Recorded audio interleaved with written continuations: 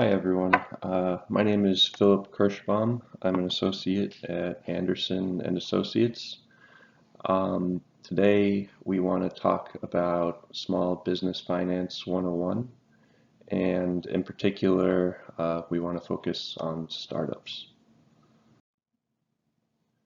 So there are a very large variety of ways that you can finance your startup company. Um, But each of these ways and instruments, as you would call them, uh, have various characteristics in common. And when you group these characteristics together, you will normally find that the instrument in question fits into one of two categories, and that is either debt or equity. So we're going to break down the differences between debt and equity financing, what each is, their respective advantages and disadvantages, and when each should be used. We'll start with debt financing. Um, you can easily define debt financing as borrowing money from a lender with the intention to pay it back at some future time. And normally the way that the money is repaid is predetermined before the loan is dispersed in a payment schedule. So uh, the borrower needs to stick to this payment schedule to avoid getting into default. The normal sources for these loans are banks and credit unions, but in fact, in less common cases, you can also borrow from individuals or businesses.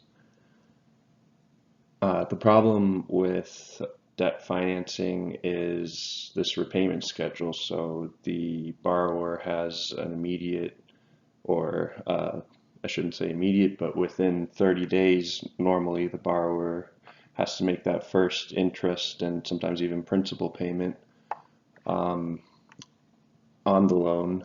So this immediately takes money out of the cash flow and immediately decreases the value of the overall loan.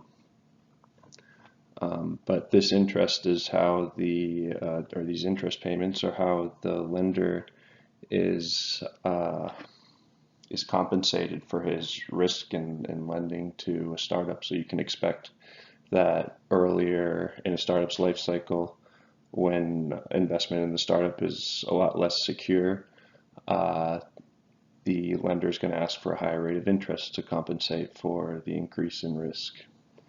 And it's also worth noting that in most cases, especially uh, as far as startups are concerned, the lender is normally going to ask for some sort of security.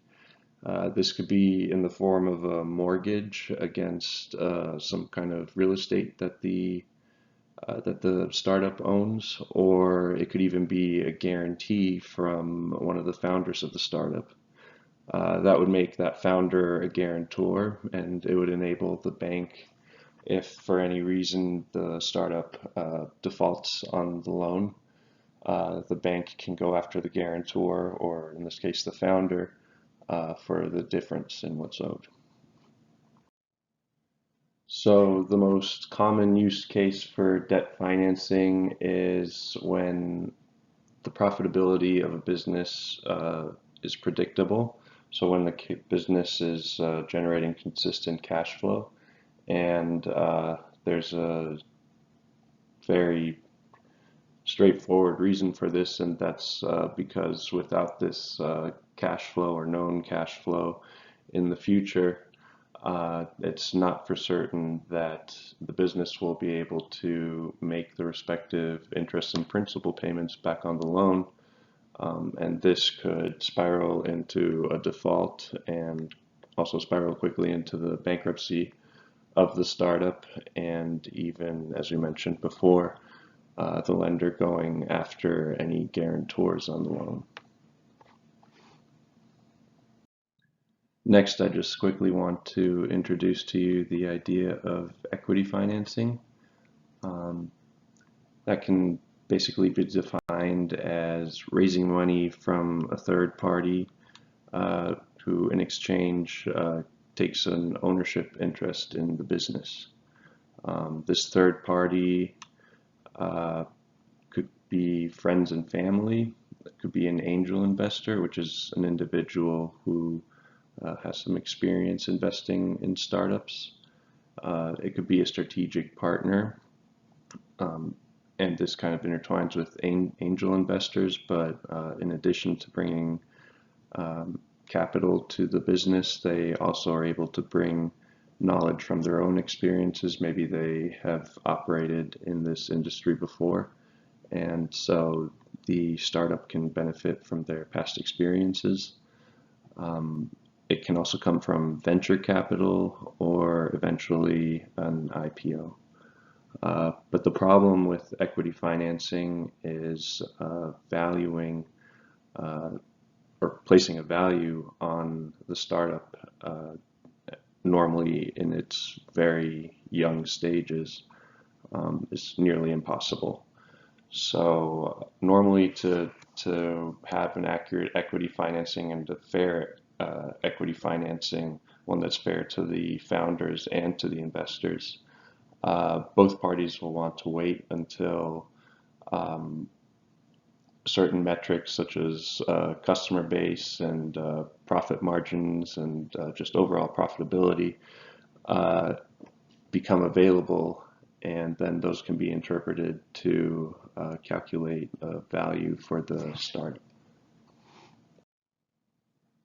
So, in effect, the most logical time to use equity financing would be when there is uncertainty regarding the future profitability of the startup, because the one of the nice aspects of equity financing is that the startup is not obligated to repay the investment to the person that invested in the equity. The startup only needs to pay when it has the ability to do so, as opposed to debt financing, which is set to a strict schedule. And if you can't predict your future profitability, you have no way of telling if you'll be able to make that payment schedule.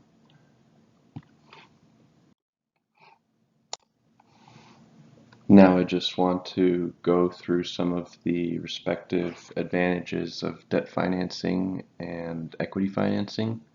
So for debt financing, the really big positive part is that the founders keep control of their startup. They don't lose any ownership interest, and they really just have no obligations beyond the repayment of the debt, as it's written out in that debt schedule. Uh, Interest payments on the loan are also tax deductible, and in general, the marketplace for debt financing is much larger than the one for equity financing, because debt financing is inherently just less risky. Equity financing, the new owner can potentially add value to the startup based on his previous experiences and potential relationships and connections that he can offer the startup. He's going to have a much more vested interest in the future of the startup, obviously, because unlike with debt financing, uh, this equity investor is going to be tied to uh, the startup for the foreseeable future until he sells his ownership interest. Equity financing also has less of an impact on cash flow, and that's because the startup is not immediately obligated to make any payments to the equity investor. Um, and not having to make these payments to the investor means that the entire amount that the investor put into the startup to purchase his ownership can be used to uh, advance the startup. And this really just frees up cash flow and is just much less restrictive in terms of what the startup is able to do with the money that it now has.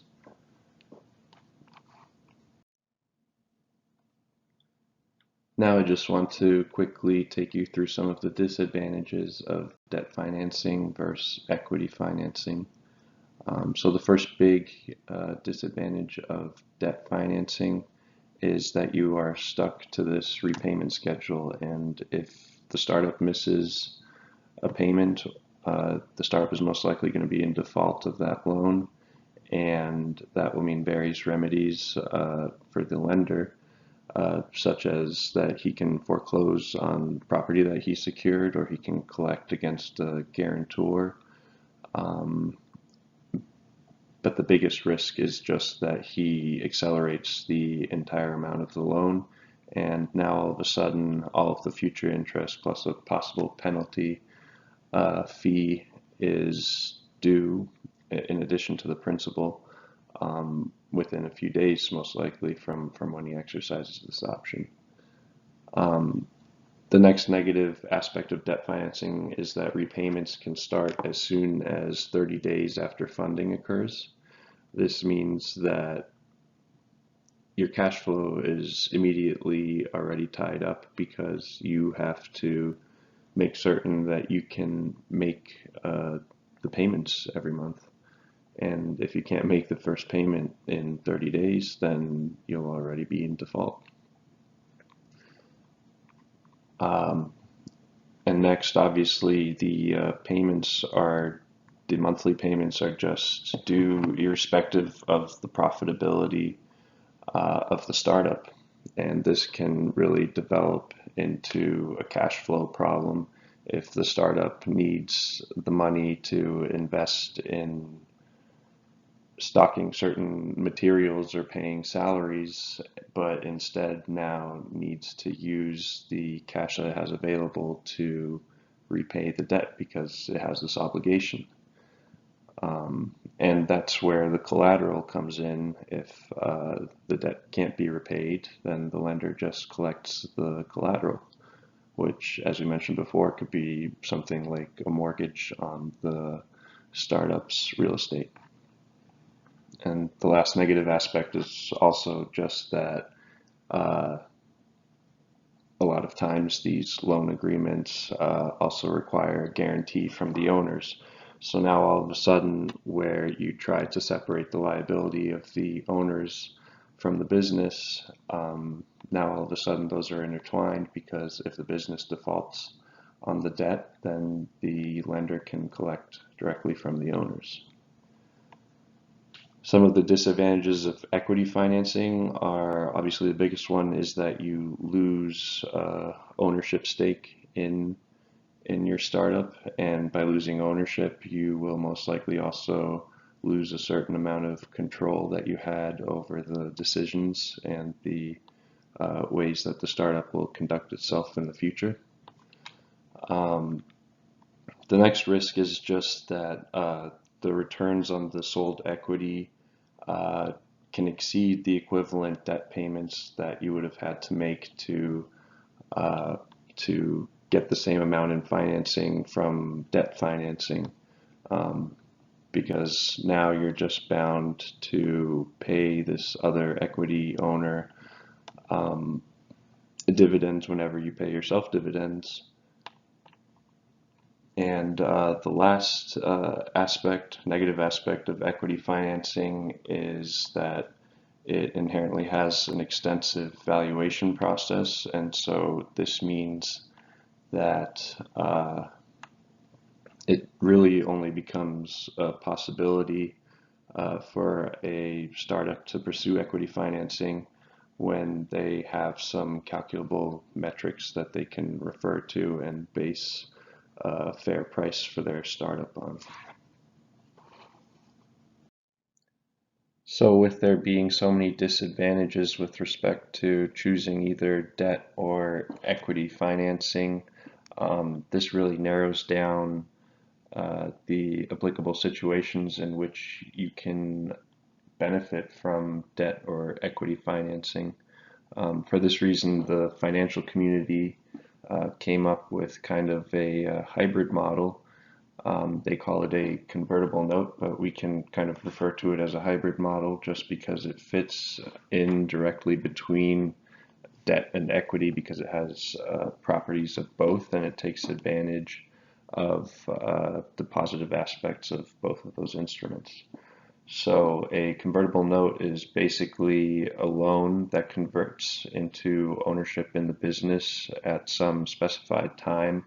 And that time is normally the time that there can be a valuation placed on the business. So most likely when there's bigger investors that become interested in the business due to the fact that there's calculable metrics such as profitability or client base, at that point the loan would convert into equity in the company. And in the meantime, from the time that the convertible note is written and until the time that it's converted into equity, normally the the startup is not responsible for any sort of interest payments, so there's no payment schedule, no impact on cash flow at any point really, because the plan is for it to convert into equity at the time of valuation. So the process normally looks like this. First, the investor invests in the convertible note. The startup will then receive the money from that convertible note right away. But the percentage of ownership that the amount of the convertible note will be turned into won't be determined until the next funding round. And the funding round, as we mentioned, will occur when you can place a value on the business. And then at that next funding round, the investor's loan will convert into equity, but at a discounted price, which would have been predetermined at the signing of the convertible note. But normally the discount is about 20%. So the investor in the convertible note will be able to get shares at a 20% discount for the amount that he invested as compared to anybody else buying shares at that next funding round. So this should paint a pretty clear picture of the goal of the convertible note, which is really just to offer equity investments at a point at which the startup is not in a position to give an accurate valuation. And in the meantime, until this really turns into an equity investment, there won't be any impact on cash flow as opposed to debt financing, which is the only other instrument that will likely be available at the moment, which will have an immediate impact on cash flow. So now that we are aware of the different kinds of instruments that are available to startups for financing and capitalization, I just want to walk you through some of the typical stages that a startup will go through for financing and kind of illustrate at which point these different financial instruments can come into play. So the first stage would be the seed round, and that is just really the idea stage of the startup. That's when you tell your friends and family that you have this great business idea and you think it'll be really profitable and ask them to make a small investment in order for you to get this off the ground. The next round would be an angel round, and that would be when your startup starts requiring assets such as materials that you need to make whatever your startup is making or hiring employees. All of these are going to require money, obviously. So at that point, you are going to want to look for angel investors, which are people that are experienced in investing in startups, and a lot of times, in addition to providing capitalization for your startup, they also can provide relevant business advice because most likely they've been in the same situation that the founders of the startup are in right now. And once this money is used to acquire assets, now debt financing becomes available because it can be secured against the assets that were just purchased by the startup. So banks and other lenders will be more willing to offer loans with the security of those assets. After the angel round comes the Series A round, which is really the point at which the startup would be valued for the first time, because at this point, the startup will have a sales history and hopefully a customer base, and some bigger investors and more experienced investors even will become more interested. And all of these investors together will come together and try to place a value on the business. And based on that value, the founders will decide how much of the business they are willing to sell. And at that point, the equity financing really becomes a reality and a possibility, because that's the first point at which there's a real value on the business. So if there were any convertible notes written up until this point, most likely this is the point at which the convertible notes will also turn into equity. So after the Series A round, you can have the Series B round, Series C round, and then the mezzanine round. The Series B round is really just bigger investors investing in the company. The same with Series C. And the mezzanine round is really the goal, you would tend to say, for most startups, just because that's the point at which the startup can consider going into an IPO, but that's obviously way down the road. So just to summarize everything very briefly, debt financing provides minimal liquidity, because immediately when the loan is dispersed within 30 days, most likely the startup is going to have to start making payments on the loan. This will tie up cash flow. But the positive aspect of that is that there's no dilution to the founder's ownership interest in the startup, as opposed to equity financing, which offers you maximum liquidity because there is no repayment schedule. You're never obligated to repay equity investors unless you pay the other equity holders. But the problem with equity investments is that they also come with dilution, and they obviously require evaluation of the startup, which normally can't be done until the startup reaches a more mature stage and has some history. And in between that fit the convertible notes, which are really just a mix of debt and equity. And the convertible note holder will normally base his investment on the predicted future profitability of the startup, because he's eventually going to become an equity holder in the startup, or at least that's his goal at the beginning. So convertible notes, in the grand scheme of things, are becoming a more and more popular device to invest in startups, and it's easy to see why they're so attractive. That is the end of this slideshow. Thank you very much for attending, and please feel free to reach out to us if you have any questions. Thank you.